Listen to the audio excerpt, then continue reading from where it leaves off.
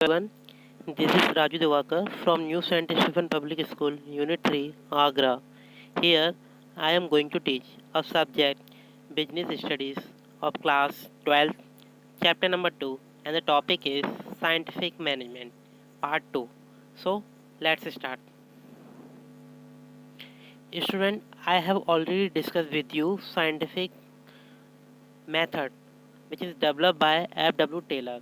Now, the topic is scientific techniques of Taylor. So there are various techniques which is given by F.W. Taylor, RS, uh, along with scientific techniques or principles.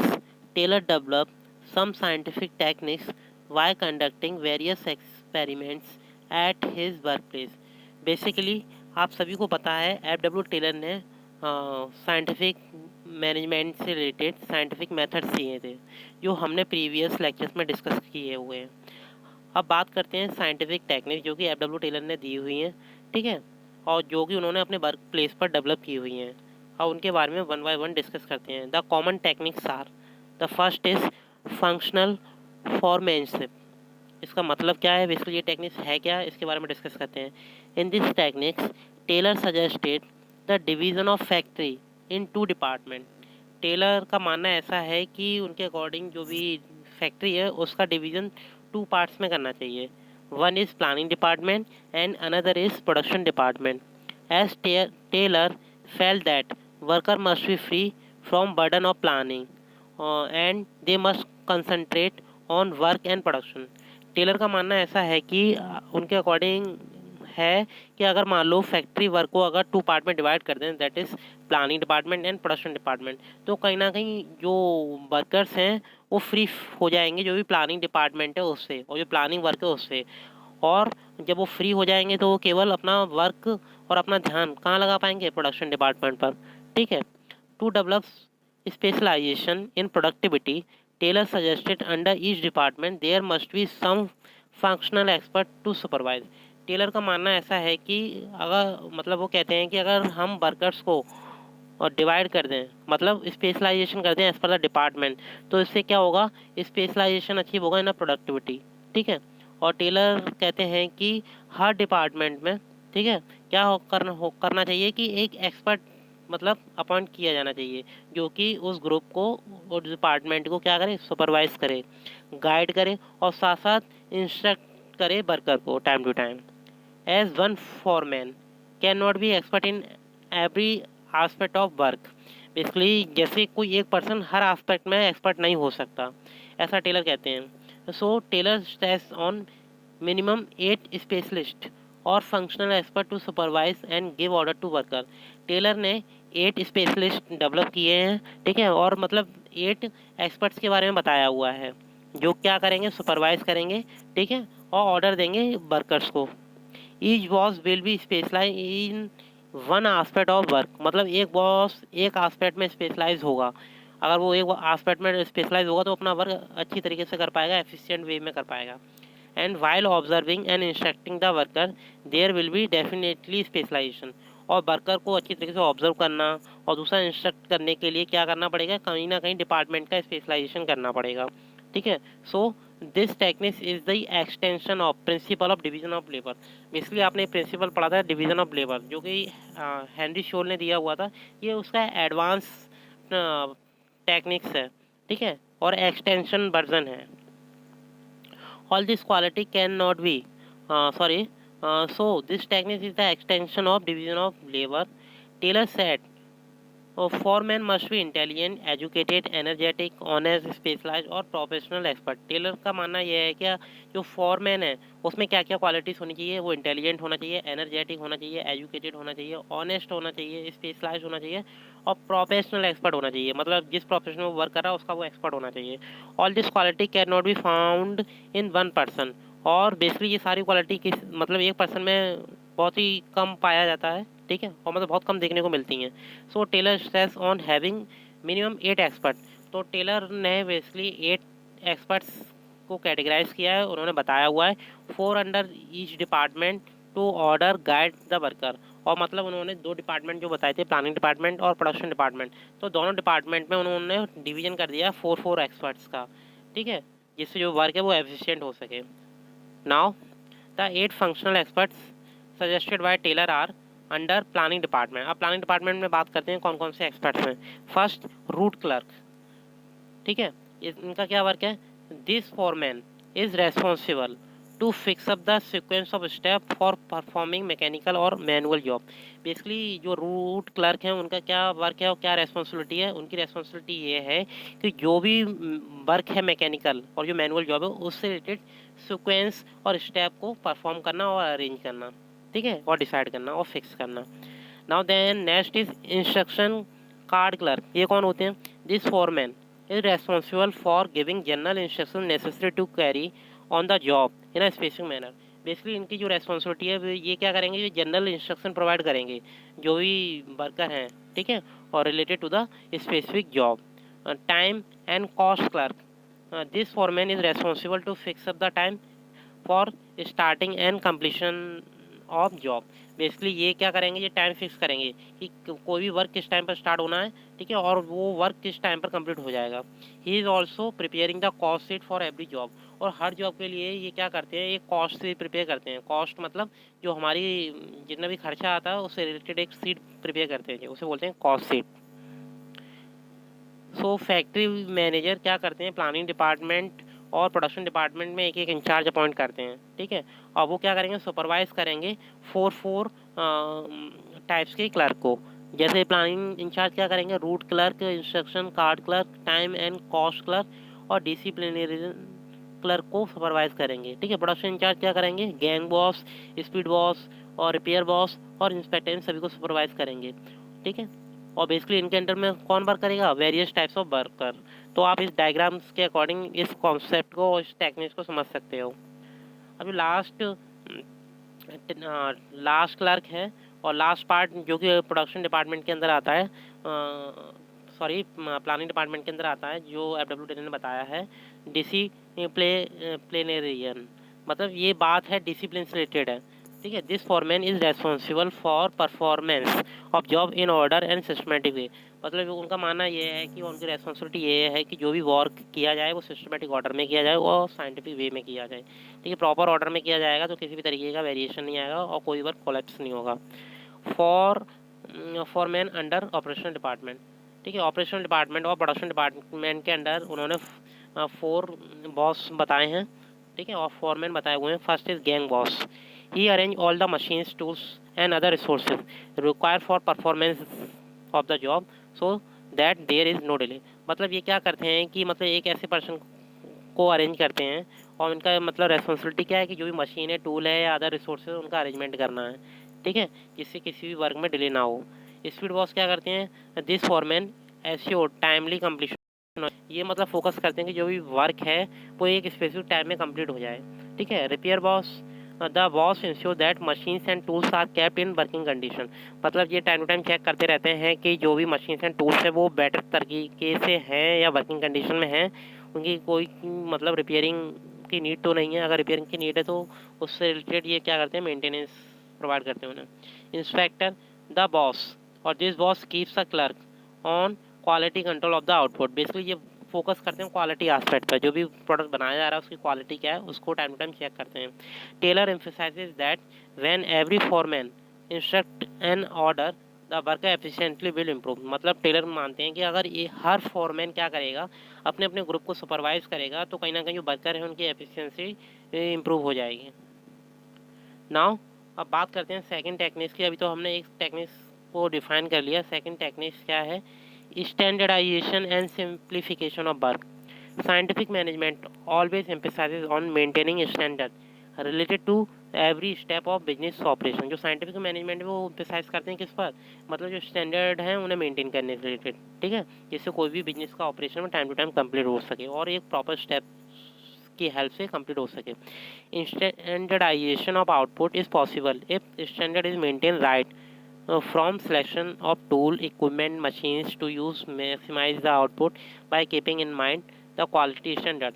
और basic standardisation कब possible होगा, जब proper तरीके से और standard तरीके से किसी भी टूल का सिलेक्शन हो, इक्विपमेंट का सिलेक्शन हो, मशीन्स का यूज़ हो, ठीक है, और जो भी आउटपुट है उसे मैक्सिमाइज कर सकें टाइम टू टाइम, और जिससे क्वालिटी मेंटेन रहे। Standardization does not mean only quality standard. Standardization का मतलब क्वालिटी स्टैंडर्ड से ही नहीं है, उसमें बहुत सारे एस्पेक्ट इंक्लूड करते हैं हम। It refers to setting up standard for size, type, weight and measure and the quality of product. मतलब किसी भी प्रोडक्ट का साइज़ क्या है, टाइप्स क्या है, वेट क्या है, मेजरमेंट क्या है उसका, और उसकी क्वालिटी क्या है, इन सभी एस्पेक्ट को हम इंक्लूड करते हैं स्टैंडर्डाइजेशन में। According to Taylor, scientific method of production must be selected to develop standard. Taylor कहते हैं कि मतलब किसी भी स्टैंडर्ड को मेंटेन करने के लिए साइंटिफिक मेथड का यूज़ किया जाना चाहिए। To set up standard the manager must make use of work study techniques. ठीक है, मतलब किसी भी स्टैंडर्ड को अगर सेट किया जा रहा है तो मैनेजर का मानना ऐसा है कि वो क्या करें, जो भी वर्क स्टडी टेक्निक्स हैं उसका टाइम टू टाइम यूज़ करें, which includes time study, motion study and fatigue study. Basically 3 types की स्टडी बताई है टेलर्स ने। ठीक है, एक है टाइम स्टडी, दूसरा motion, then fatigue study. Even modern techniques such as kaizen, six sigma etcetera can be use to set up standard. और कुछ मॉडर्न टेक्निक्स भी हैं जिसमें काइजन, सिक्स सिग्मा, ये इंपॉर्टेंट टेक्निक्स हैं, मॉडर्न टेक्निक्स कहते हैं इन्हें। Can be use to set up standard, मतलब किसी भी स्टैंडर्ड को सेट करने के लिए। इसके बारे में भी हम पढ़ेंगे मॉडर्न टेक्निक्स क्या होती हैं। Companies like Nokia, Apple, Nike, Videocon etcetera are using techniques of standardization. ये सारी कंपनी मोस्टली क्या करती हैं, जो स्टैंडर्डाइजेशन की टेक्निक्स हैं उसे यूज़ करती हैं। The objective of standardization are to reduce a given line of product to fix type, size and characteristics. मतलब जो भी क्या करते हैं, एक स्पेसिफिक लाइन ऑफ प्रोडक्ट को क्या करते हैं, ये रिड्यूस करते हैं, जिससे उनका क्या हो, जो टाइप है प्रोडक्ट का, साइज है या कैरेक्टरिस्टिक्स है, वो फिक्स की जा सके। Now to allow interchangeability of manufactured part and output among different department and branches. और बेसिकली ये क्या करते हैं, अलाउ करते हैं जो भी मैन्युफैक्चरिंग पार्ट्स हैं उनका इंटरचेंज करने के लिए। ना तो next is to maintain quality standard. किसी भी प्रोडक्ट की क्वालिटी को कैसे मेंटेन करना है, इसके रेफरेंस में ये इस पर एम्फसाइज करते हैं, और ये इसका ऑब्जेक्टिव है स्टैंडर्डाइजेशन का। To set up performance standard of man and machine. और बेसिकली जो मैन है और मशीन्स हैं, ठीक है, उनके बीच में एक क्या करना चाहिए, बैलेंस क्रिएट करना चाहिए, जिससे जो भी परफॉर्मेंस सेट किए जा रहे हैं, स्टैंडर्ड सेट किए जा रहे हैं, उस पर फोकस किया जा सके। Now simplification emphasizes on elimination of unnecessary diversity of product size and types। और जो सिंप्लीफिकेशन वाला एस्पेक्ट है, अभी हम बात कर रहे थे ओनली स्टैंडर्डाइजेशन की, अब बात करते हैं सिंप्लीफिकेशन की। सिंप्लीफिकेशन बेसिकली क्या बात करता है, जो भी अननेसेसरी आइटम्स हैं, डाइवर्सिटी है प्रोडक्ट की, साइज एंड टाइप्स का, उनका कहीं ना कहीं एलिमिनेट कर देना। ठीक है, मतलब प्रोडक्ट को कहीं ना कहीं सिंप्लीफाई कर देना है, जहाँ मतलब कन्फ्यूज़न है, डाइवर्सिफाई है, उनको सिंप्लीफाई कर देना। एज मोर वेराइटी मीन मोर इन्वेंट्री। अब अगर आपको पता है किसी प्रोडक्ट की ज़्यादा से ज़्यादा वैरायटी हो तो कहीं ना कहीं इन्वेंट्री भी इंक्रीज़ होगी, तो कहीं ना कहीं प्रॉब्लम भी इंक्रीज़ होती है हर ऑर्गेनाइजेशन में कि इन्वेंट्री और स्टॉक कैसे मेंटेन किया जाए। तो कुछ है ना, स्टॉक या प्रोडक्ट ऐसे होते हैं जो टाइमली कंज्यूम किए जा सकते हैं और कुछ होते हैं नहीं किए जा सकते हैं, तो इस तरीके की प्रॉब्लम क्रिएट होती है। More types of machineries, more labour cost etcetera. मतलब हर जो वेराइटी ऑफ प्रोडक्ट होंगे तो कहीं ना कहीं हमें हर चीज़ की ज़्यादा नीड पड़ेगी, और ज़्यादा नीड पड़ेगी तो कहीं ना कहीं वेस्टेज भी होगा। By simplifying the task there can be economy in use of machines, labour, inventory, maintenance etcetera. अगर हम किसी भी टास्क को सिंप्लीफाई करेंगे तो कहीं ना कहीं क्या होगा, हमारी जो इकोनॉमी है, ठीक है, मतलब मनी का एस्पेक्ट है, वो कहीं ना कहीं इंक्रीज़ होगा। ठीक है, सेव भी हो जाएगी मनी, और मशीन्स का यूज़ बेटर होगा, लेबर का यूज़ बेटर होगा, और जो भी मेंटेनेंस है इन्वेंट्री का प्रॉपर हो सकेगा। It will also help in improving the quality and reduce the cost. और बेसिकली सिंप्लीफिकेशन करने से क्या होता है, किसी भी प्रोडक्ट की क्वालिटी इंप्रूव हो जाती है, कहीं ना कहीं जो कॉस्ट ज़्यादा आ रही है वो कम हो जाती है। For example, a paper manufacturing company in USA reduce it's variety from 2000 to 200 which proud positive result of the company. मतलब उनकी क्या है, एक कंपनी है जो कि पेपर मैन्युफैक्चरिंग रिलेटेड है USA में। उन्होंने क्या किया, अपनी जो डिफरेंट टाइप्स ऑफ प्रोडक्ट हैं वो वेराइटी है, जिस मतलब 2000 वाली उसे रिड्यूस कर दिया उन्होंने 200 पर। तो कहीं ना कहीं उनके जो रिजल्ट है बेटर परफॉर्म करने लगे कंपनी के।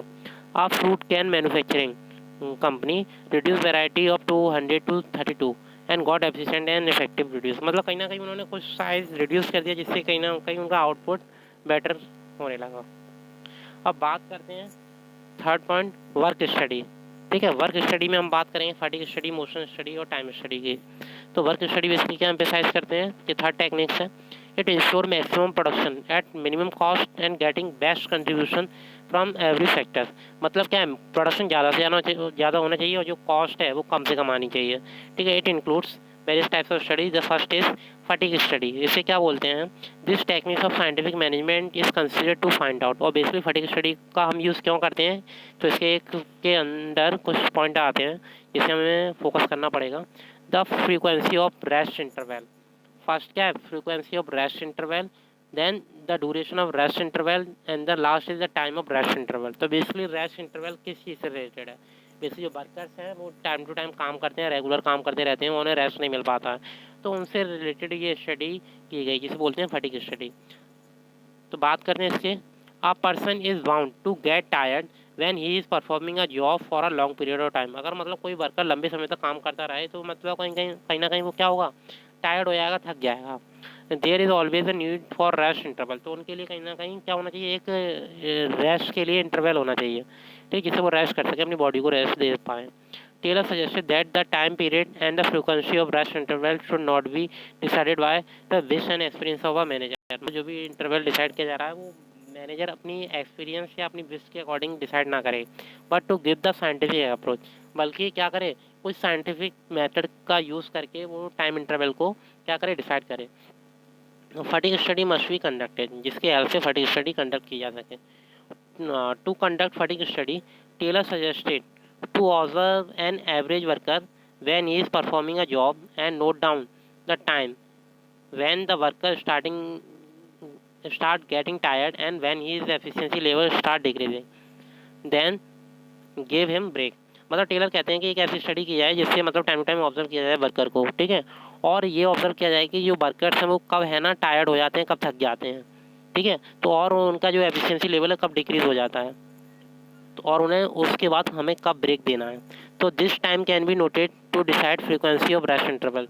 और जब हम ये टाइम को नोट करेंगे, ठीक है, तो ये हेल्प करेगा जो भी रेस्ट फ्रीक्वेंसी है रेस्ट इंटरवल की उसे डिसाइड करने में। And during break after how much time the worker become fresh to rejoin the work and can be the time for rest interval. और मतलब मान लो एक वर्कर को हमने टाइम दे दिया, ब्रेक दे दिया, अब ब्रेक करने के बाद अब वो दोबारा से रिजॉइन करता वर्क तो कितनी एफिशिएंसी से कर सकता है। आपने देखा भी होगा, हम लगातार कोई वर्क करते रहें, फिर थोड़ा सा रेस्ट करें, फिर दोबारा रिजॉइन करें, तो कहीं ना कहीं हम उस वर्क को प्रॉपर तरीके से और अच्छी तरीके से और स्पीड तरीके से कर सकते हैं, ठीक है। So if frequency and the time for rest interval is fixed by observing worker, definitely it will be more scientific। अगर मान लो वर्कर को ऑब्जर्व करने के बाद उन्हें मतलब जो भी टाइम दिया जा रहा है ब्रेक के लिए, अगर टाइम देंगे प्रॉपर तो कहीं ना कहीं उनकी एफिशिएंसी इंप्रूव हो जाएगी। और ये किसकी हेल्प से होगा, ये एक साइंटिफिक तरीके से ही हो सकता है। For example, if there are 3 shift of work, मतलब 3 शिफ्ट वर्क की, if after one shift worker get tired, he can be assigned first and third shift and given the rest in the second shift.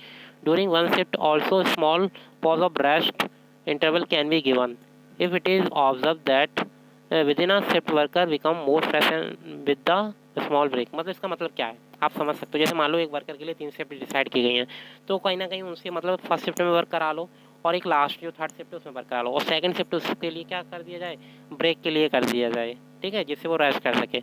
और जो हमने first और third shift decide किए हैं तो उसमें भी कहीं ना कहीं कुछ स्मॉल पीस में भी रेस्ट देना चाहिए, जिससे वर्कर क्या करें, अपना टाइम टू टाइम वर्क भी कर पाएँ और कहीं ना कहीं अपनी बॉडी को रेस्ट दे सकें। Now the second study is method study। The method study techniques of scientific management is conducted to find out the one best method or way of performing the job which keep production cost minimum and make maximum use of resources of the organization। Method study basically किस चीज़ पे emphasise करती है, ये emphasise करती है कि हमें एक ऐसा बेस्ट मेथड को आइडेंटिफाई करना है जिससे क्या हो, जो हमारी कॉस्ट है कहीं ना कहीं कम हो जाए और जो भी रिसोर्सेज हैं हम उसका बेटर यूज़ कर सकें, ठीक है। Taylor suggested that method of production should not be decided by rule of thumb. Taylor basically कहते हैं, और बेसिकली हम बात हमने की थी कि मेथड्स के बारे में स्टडी की थी जो टेलर ने दिए थे, तो वहाँ भी बताया गया था कि बेसिकली जो भी प्रोडक्शन का मेथड डिसाइड किया जा रहा है वो रूल ऑफ थंब वाले कॉन्सेप्ट पर डेवलप नहीं होना चाहिए, मतलब एक्सपीरियंस पर बेस्ड नहीं होना चाहिए, बेस पर बेस्ड नहीं होना चाहिए, उसके लिए कुछ साइंटिफिक स्टडी होनी चाहिए। But all the method must be tried in the organization and the one which bring maximum benefit with the minimum cost must be selected। Taylor कहते हैं कि जितने भी मेथड हैं उन्हें ऑर्गेनाइजेशन में पहले तो हमें ट्राई करना है, ठीक है। और ट्राई करने के बाद हमें उनमें से एक ऐसा बेस्ट मेथड आइडेंटिफाई करना है, मतलब जिसका यूज़ करने से जो हमारी कॉस्ट मिनिमम आ रही है और कहीं ना कहीं जो हमारा आउटपुट है तो वो ज़्यादा आ रहा है, ठीक है। और जो रिसोर्स हम ज़्यादा से ज़्यादा यूज़ कर पा रहे हैं विद मिनिमम एफर्ट्स और minimum cost. To determine the way best way, there are certain parameters right from procurement of raw material till the final product is delivered। Basically किसी भी प्रोडक्ट को बनाने के लिए कुछ फीस से गुजरना पड़ता है। जैसे सबसे पहले रॉ मटेरियल का प्रोक्योरमेंट करना पड़ता है, उसके बाद हम उसकी प्रोसेसिंग करते हैं, लास्ट हम क्या करते हैं, देन फाइनल प्रोडक्ट को बनाते हैं, देन उसके बाद उसकी डिलीवरी करते हैं। Taylor develop the concept of assembly line by using method study. Taylor ने एक कॉन्सेप्ट डेवलप किया असेंबली लाइन, और किसके रेफरेंस से, जो मेथड स्टडी है उसके रेफरेंस से। The objective of method study is to minimise the cost of the production and maximise the quality and customer satisfaction. और बेसिकली जो मेथड स्टडी उसका मेन ऑब्जेक्टिव क्या है, जो कॉस्ट है उसे मिनिमाइज कर दिया जाए, ठीक है। कैसे कॉस्ट को हम कम कर सकते हैं ना प्रोडक्शन, और जो भी क्वालिटी है प्रोडक्ट की वो मैक्सिमाइज कर दें, और साथ साथ जो कस्टमर सेटिस्फेक्शन है वो भी इंक्रीज हो सके। और Ford Motors use this concept very successfully, ठीक है। एक कंपनी है फोर्ड मोटर्स, उन्होंने इस कॉन्सेप्ट को यूज़ किया और बेसिकली उन्हें इस कॉन्सेप्ट को यूज़ करने के बाद अपनी ऑर्गेनाइजेशन में सक्सेस मिली। For example, for production of shoes there can be a labour incentive method and machine incentive method. मतलब किसी भी प्रोडक्शन करना है शूज़ का तो उनके लिए कुछ मेथड होते हैं, जैसे लेबर इंसेंटिव मेथड होता है और मशीन इंसेंटिव मेथड होता है, ठीक है। मतलब हम शूज़ को लेबर्स के थ्रू बनाएं या मशीन के थ्रू बनवाएं। To find out which is the best management must evaluate the cost of production with both the method and compare both the method with the available resources of company। सबसे पहले क्या करना है, दोनों method से वो work कराना है, वर्क कराने के बाद हमें कंपेयर करना है और लास्ट में हमें आइडेंटिफाई करना है कि किस मेथड से हमें बेस्ट आउटपुट अचीव हो रहा है और हमारी कॉस्ट किससे कम आ रही है। The method will involve minimum cost and exploits maximum resources must be selected as the best method of production. तो बेसिकली कुल मिला के मतलब यही है कि ऐसा मेथड यूज़ करना है जिससे कॉस्ट कम आए और कहीं ना कहीं जो प्रोडक्शन है वो ज़्यादा हो। Now the next study is time study. The techniques of time study is conducted to determine और the objective of the time study are, first is the standard time required to perform a job. मतलब हर job को perform करने के लिए एक standard time को set किया जा सके। Next is setting up the standard target for worker, और हर वर्कर के लिए एक स्टैंडर्ड टारगेट को सेट कर दिया जाए कि मतलब स्पेसिफिक टाइम पीरियड डिसाइड कर दिया जाए कि उस टाइम पीरियड के अंदर वो वर्कर को अपना वर्क कंप्लीट करना है। Determine the number of workers required to perform a job, और हर जॉब के लिए मतलब पहले से डिटरमाइन कर दिया जाए, पहले से डिसाइड कर दिया जाए कि कितने वर्कर्स एक स्पेसिफिक जॉब को करेंगे।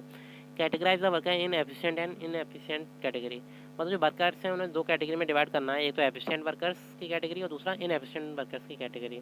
Taylor suggested that the time required to perform the job should not be decided by the intuition, wish और wish of a manager। Taylor यही सजेस्ट करते हैं कि कोई भी अगर हम मेथड डिसाइड कर रहे हैं, कोई भी स्टडी डिसाइड कर रहे हैं, तो बेसिकली वो हमारे इंट्यूशंस हो, एक्सपीरियंस हो, विश वगैरह हो, उससे डिसाइड नहीं करना है। हमें कहीं ना कहीं जो साइंटिफिक वे है, साइंटिफिक तरीका, उससे सेट करना है उस चीज़ को, ठीक है। But time study must be conducted to determine, और टाइम स्टडी बेसिकली हेल्प करता है इन सभी एस्पेक्ट को कवर करने में, जो भी हमने ऑब्जेक्टिव बताए ना टाइम स्टडी के, उन सभी को। The standard time scientifically to conduct time study, Taylor suggested that to observe an average worker when he is performing a job with a stop watch in hand, note down the average time taken by the worker in a completion of job. मतलब पहले average worker decide कर दिए जाएँ, ठीक है। वो मतलब average worker एक एवरेज टाइम में कितना वर्क कर रहे हैं, और कहीं ना कहीं जो ऑब्जर्वर है वो क्या करे, अपने हाथ में एक स्टॉप वॉच ले ले और इसकी बेसिस पे ऑब्जर्व करे और टाइम को कैलकुलेट करे। Taylor suggested to repeat the same observation for 100 time and then take out the average time. Taylor's कहते हैं कि यही मतलब जो भी ऑब्जर्वेशन वो 100 टाइम तक कंडक्ट किया जाए और उसके बाद एवरेज टाइम निकाला जाए। This time should be consider the average time for performance of job. और टेलर कहते हैं इसी टाइम को बेसिकली क्या मान लिया जाए, एवरेज टाइम मान लिया जाए, ठीक है, एक स्पेसिफिक जॉब को परफॉर्म करने के लिए। Keeping this time in mind, the target for worker should be fix and the worker who are able to achieve their target in standard time are average worker, ठीक है। और दूसरा एक standard time हम set कर दें तो कहीं ना कहीं जो वर्कर्स हैं उनके माइंड में एक स्टैंडर्ड टारगेट होगा जो वो स्टैंडर्ड टाइम के अंदर अचीव करेंगे। If the worker is able to achieve target before standard time then he is efficient worker. और मान लो अगर वर्कर्स हैं और वो अपना काम है ना स्टैंडर्ड टाइम से पहले कर लेते हैं तो हम ऐसे वर्कर्स को बोलते हैं efficient workers. And if the worker fail to achieve the target in standard time then he is inefficient worker. और ऐसे वर्कर जो अपना काम एक स्टैंडर्ड टाइम में कंप्लीट नहीं कर पा रहे हैं उन वर्कर्स को हम बोलेंगे inefficient workers. Clear? Now the next study is motion study. ठीक है, अभी तक हमने बात की टाइम स्टडी, फटीग स्टडी, अब बात करते हैं motion study. The scientific techniques for motion study is considered और the main objective of this studies are as. First is to determine the movement of worker when they are performing the job. मतलब जो worker हैं job अपनी perform कर रहे हैं तो उनका मूवमेंट पहले हमें डिटरमाइन करना है। Then to determine between productive and unproductive movement. और बेसिकली हमें जो भी पहले तो कैटेगराइज करना है जो भी प्रोडक्शन हो रहा है उसका इन टू कैटेगरी प्रोडक्टिव और अनप्रोडक्टिव वे में। और इसी मूवमेंट के अकॉर्डिंग हमें क्या करना है, डिफरेंशिएट करना है कि प्रोडक्टिव मूवमेंट कौन सा है और अनप्रोडक्टिव मूवमेंट कौन सा है। For cutting down unproductive and wastage movement. और जो भी अनप्रोडक्टिव वर्क है और वेस्टेज मूवमेंट है उसे हमें क्या करना, कट डाउन कर देना, मिनिमाइज कर देना। टू डिज़ाइन सुटेबल एक्सपेरिमेंट और equipment to design suitable equipments and tool to minimise the unproductive movement of the workers. तो मतलब क्या करना है, डिज़ाइन करना है एक सुटेबल इक्विपमेंट्स और टूल्स को जिससे क्या हो, जो अनप्रोडक्टिव मूवमेंट है वो कहीं ना कहीं मिनिमाइज हो जाए और कम हो जाए। To conduct motion study, Taylor suggested that to observe an average worker when he is performing the job and note down all the movement he is doing। मतलब क्या करना है, एवरेज वर्कर्स को ऑब्जर्व करना है, ठीक है, कि वो अपना एक परफॉर्मेंस कैसी दे रहे हैं एक स्पेसिफिक टाइम पीरियड के अकॉर्डिंग, वो अपनी जॉब कब कंप्लीट कर रहे हैं। और क्या करना है, नोट डाउन कर लेना है जो भी मूवमेंट है वर्कर्स का, how many time he is getting up from his place, how many time he is bending down. मतलब कितना काम वो करते हैं अपने उस टाइम पीरियड के अकॉर्डिंग, कितना टाइम वो रेस्ट ले रहे हैं, ठीक है। Repeated for 100 times with different workers. और मतलब यही एक्टिविटी 100 टाइम्स रिपीट करनी है with different workers. After writing all the movement clarifies them in the productive and unproductive movement. और जब हम ये वर्क कर लें 100 टाइम्स तक तो उसके बाद क्या करना है, क्लैरिफाई कर देना कि प्रोडक्टिव मूवमेंट कौन सा है और अनप्रोडक्टिव मूवमेंट कौन सा है, ठीक है। And make the strategy to cut down और मिनिमाइज द अनप्रोडक्टिव मूवमेंट। और ऐसी स्ट्रेटजी सेटअप करनी है, ऐसी स्ट्रेटजी बनानी है जिससे जो अनप्रोडक्टिव और वेस्टेज मूवमेंट है उसे हम क्या किया जाए, मिनिमाइज किया जाए। Taylor and his associate Frank गैलीवरेज were able to reduce motion in bricks laying from 18 to just 5। मतलब ठीक है, Taylor demonstrated increase in productivity by 4 time by this process. ठीक है, टेलर ने ये प्रोसेस फॉलो किया और जिसकी वजह से उन्होंने कहीं ना कहीं जो भी अनप्रोडक्टिव वे है, अनप्रोडक्टिव मूवमेंट है उसे मिनिमाइज किया। For example while observing an average worker, मतलब एवरेज वर्कर को, जो एवरेज वर्कर है उन्हें ऑब्जर्व करना है। If it is observe that worker has to bend frequently to pick up the tool from the tool box place under the table, then a stool can be placed near his seat to keep the toolbox so the worker does not waste his energy in the bending again and again। मतलब मान लो कोई worker है, उसे कोई tool निकालना है और जिसके लिए उन्हें बेंड होना पड़ रहा है, ठीक है, तो टेलर कहते हैं कि एक ऐसा सिस्टम फॉलो किया जाए या ऐसी सीट का अरेंजमेंट किया जाए जिससे उसे बार बार झुकना ना पड़े, सेम एनर्जी। और जिससे क्या होगा, अगर वो झुकेगा नहीं तो कहीं ना कहीं उसकी जो एनर्जी है, एफर्ट्स हैं, वो कहीं ना कहीं सेव रहेंगे, जिससे वो अदर वर्क में क्या कर सकता है, लगा सकता है। Same energy he can use for improving the production capacity और एफिशिएंसी लेवल। और क्या कर सकता है, इसी एनर्जी का यूज़ करके वो कहीं ना कहीं जो प्रोडक्शन लेवल है उसे इंक्रीज़ कर सकता है, कैपेसिटी को इंक्रीज़ कर सकता है, और जिससे क्या होगा, एफिशिएंसी लेवल ऑटोमेटिक क्या ही इंक्रीज़ हो जाएगा। सो अभी तक 4 स्टडी बताई टेलर ने, जिसमें हमने सारी स्टडीज़ को डिस्कस कर लिया, टाइम स्टडी, मोशन स्टडी, ठीक है, method study and fatigue study. तो ये सारी स्टडी आपको क्लियर हो गई होंगी और ये सारी स्टडी बहुत ही इंपॉर्टेंट स्टडी है for the purpose of board exams. Now the next technique is differential piece base system. Basically जो एफ.डब्ल्यू. टेलर है उन्होंने एक टेक्निक्स और दी है जिसका नाम है differential piece base system. Basically आपने सुना होगा जो वर्कर्स हैं किसी फैक्ट्री में वर्क करते हैं, ठीक है, और वर्क के रेफरेंस में उन्हें क्या मिलती है, वेजेस मिलती है, रेमूनरेशन मिलता है, तो उससे रिलेटेड ये उन्होंने टेक्निक्स दी है। The scientific techniques of different piece rate system emphasises on paying different rate of wages for efficient and efficient work employees, मतलब जो एफिशिएंट एम्प्लॉयज़ हैं और इनएफिशिएंट एम्प्लॉयज़ हैं उन्हें किस बेसिस पर और मतलब जो रेट है वेजेस की वो प्रोवाइड की जाए। The techniques of differential wage rate system insist on, और बेसिकली जो टेक्निक्स है डिफरेंशियल वेज रेट सिस्टम उसके रेफरेंस में जो एफडब्ल्यू टेलर ने उन्हें एम्फेसाइज किया है, ठीक है, और कुछ उन्होंने पॉइंट को इंक्लूड किया है। First is paying different rate of wages to efficient and efficient employees, जो भी एफिशिएंट एम्प्लॉयज़ हैं और एफिशिएंट एम्प्लॉयज़ हैं उन्हें डिफरेंट रेट से वेजेस प्रोवाइड करनी है। Extra wages paid to efficient employees will motivate them to remain efficient, और जो भी मतलब एफिशिएंट एम्प्लॉयज़ हैं उन्हें एक्स्ट्रा वेजेस प्रोवाइड करनी चाहिए जिससे वो कहीं ना कहीं क्या हो, मोटिवेट हों और वो दोबारा से उसी काम को और अच्छे तरीके से करें।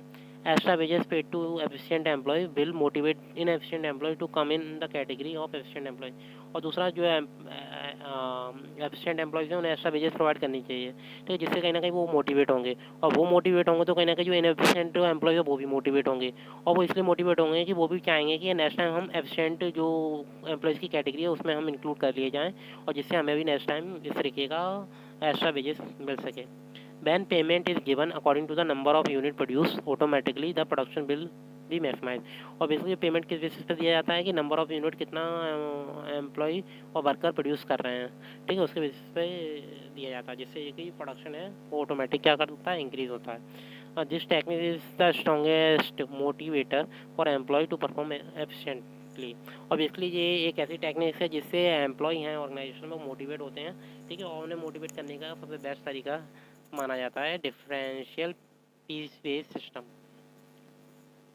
टू कंडक्ट और adopt differential base system, Taylor suggested that the company must fix a standard rate for wage for worker producing standard output of their target, मतलब टेलर कहते हैं कि एक स्टैंडर्ड रेट डिसाइड कर देनी चाहिए अकॉर्डिंग टू स्टैंडर्ड आउटपुट के according, ठीक है। The worker who produce more than the standard target must be paid, ठीक है, अगर मान लो जो वर्कर्स हैं ज़्यादा प्रोड्यूस कर रहे हैं तो एक स्टैंडर्ड टारगेट के अकॉर्डिंग उन्हें वेजेस प्रोवाइड कर देनी चाहिए, ठीक है, with a high rate of wages those who are producing less standard output then must be paid the rate less than standard rate, मतलब क्या है, जो ज़्यादा प्रोड्यूस कर रहे हैं उन्हें हाई रेट वेजेस देनी चाहिए, और जो लेस प्रोड्यूस कर रहे हैं उन्हें लेस रेट वेजेस प्रोवाइड करनी है।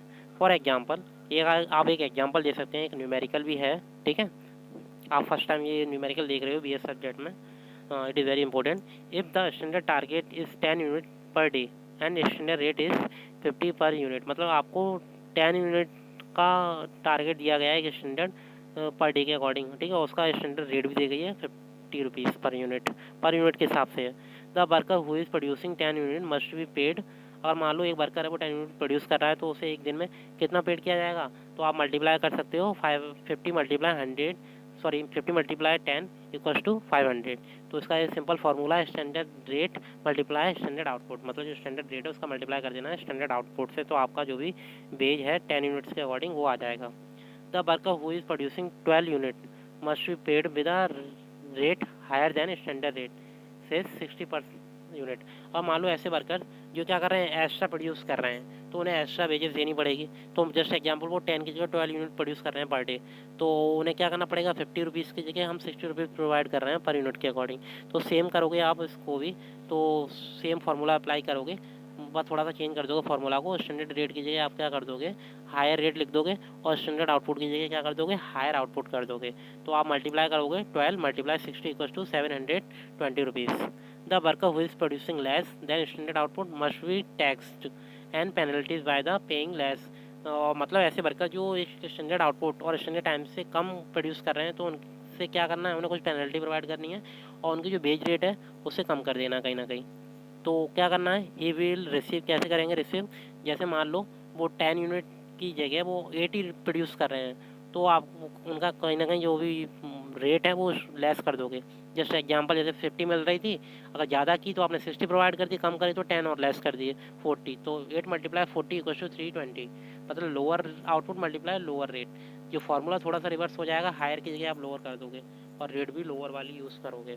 The difference in wage will motivate the worker to become efficient and earn more, और बेसिकली इसी बेसिस पर आप कैटेगराइज कर सकते हो एम्प्लॉयज़ को, और उसी के बेसिस पर आप वेजेस प्रोवाइड कर सकते हो एम्प्लॉयज़ को। तो बेसिकली इस तरीके के न्यूमेरिकल कभी कभी बोर्ड एग्जाम्स में पूछ लिए जाते हैं, कुछ स्टूडेंट का मानना ऐसा है कि जो BS सब्जेक्ट है वैसे थ्योरेटिकल सब्जेक्ट है, तो ऐसा बिल्कुल नहीं है। कुछ प्रैक्टिकल क्वेश्चंस भी हैं, कुछ केस स्टडी से रिलेटेड क्वेश्चंस भी हैं। तो all of you understand this topic and this numerical questions and pay attention toward this. Now, the next technique is mental revolution. The objective of mental revolution are change in mental attitude of worker and management towards each other. मतलब जो management है और workers हैं उनकी जो mental attitude है उन दोनों में चेंज करना चाहिए, ठीक है, जिससे वो वर्क प्रॉपर तरीके से कर सकें। Cooperation between workers and management, मतलब कोई भी ऑर्गेनाइजेशन सक्सेसफुली कब रन कर सकती है, जब वहाँ का मैनेजमेंट और वर्कर्स के बीच में प्रॉपर और बैलेंस कोऑपरेशन होगा, ठीक है।